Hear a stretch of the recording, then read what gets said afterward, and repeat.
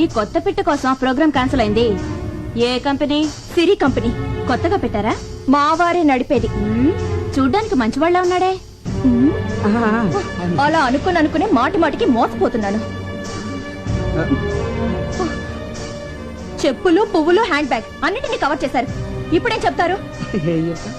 ఇంతసేపు మీరు చూస్తున్న ఫైల్ ఇదేనా? బెల్లు కొట్టేలా లేటుగా వచ్చింది దీనికోసమేనా? ఇంకా ఏం చెప్పాలని ఆలోచిస్తున్నారు? ఇప్పుడే కదండి మిమ్మల్ని పూర్తిగా నమ్మాను, అంతలోనే మోసం చేస్తారా? అది ఎంతకాలంగా జరుగుతుంది ఇది? అనయా అనయా, ఇది ఉట్టి కవరే. ఇందులో డీడీ ఏది? వదిలింటి ఇలా ఉంది. ఈ అమ్మాయి ఎవరు? అదే నేను అడుగుతున్నాను. ఇదెవరు? అసలు ఏం జరుగుతుంది ఇక్కడ? వీడే దీనంతటికి కారణం. వీడే కాదు, డీడీ. డీడీ డాడీ అని అబద్ధాలు ఆడుకో. నిజంగా ఇందులో డీడీ లేదన్నయ్య. అరే, రెడ్ హ్యాండ్ అడిగి దొరికిపోతే అందరూ ఇలాగ బుకాయిస్తారు. అసలు మీ వదినతో ఎప్పుడన్నా ఒక అబద్ధం చెప్పానా?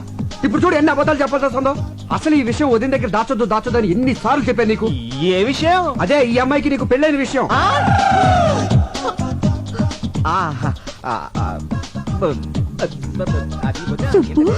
అది ఎంత రాద్దంతో జరిగిందో చూసావా?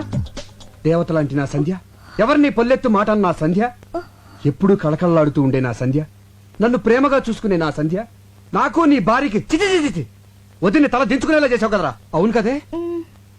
కాదు. అడుగు, నాలుగు దులిపాయి.